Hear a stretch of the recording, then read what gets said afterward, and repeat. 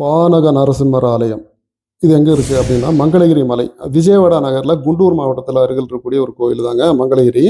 இங்கே மொத்தம் வந்து 3 நரசிம்மர் இருக்காங்க. ஒன்று மலை உச்சியில், மலை மேலே ஒன்றுங்க, கீழே வந்து லக்ஷ்மி நரசிம்மர். இப்போ நம்ம பார்க்குறது வந்து பானக நரசிம்மர்.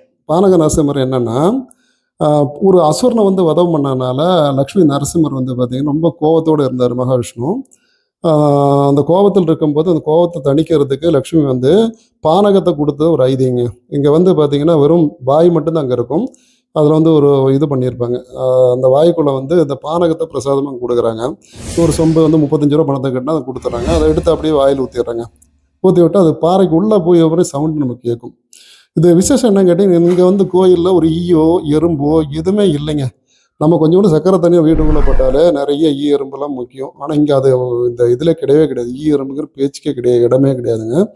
ரொம்ப ஒரு அபூர்வமான சக்தி வாய்ந்த ஒரு தலங்க. இந்த கோயிலை வந்து யாரும் மிஸ் பண்ணிடாதீங்க. ரொம்ப ஒரு நல்ல சிறப்பு வாய்ந்த தலம். இதை முடிஞ்சதுக்கப்புறம் பார்த்தீங்கன்னா கீழே அடிவாரத்தில் இருக்கக்கூடிய மங்களகிரி அடிவாரத்தில் இருக்கக்கூடிய லக்ஷ்மி நரசிம்மரை தரிசனம் பண்ணிங்கன்னா ரொம்ப சிறப்பாக இருக்கும்.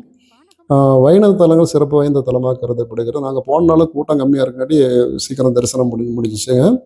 மற்ற நாளில் கொஞ்சம் க்யூவில் நிற்கணும். உள்ளே வந்து படம் எடுக்க அனுமதி கிடையாது, ஃபோட்டோ எடுக்க அனுமதி. எந்த ஆந்திரா கோயிலில் போது எந்த கோயிலுமே வந்து உள்ள கருவறையில் எடுக்க முடியாது. வெளியே வச்சு தான் எடுத்திருக்கோம். இந்த பதிவு பிடிச்சா லைக் பண்ணுங்கள், ஷேர் பண்ணுங்கள். மீண்டும் அடுத்த பதிவில் சந்திப்போம். நன்றி, வணக்கம்.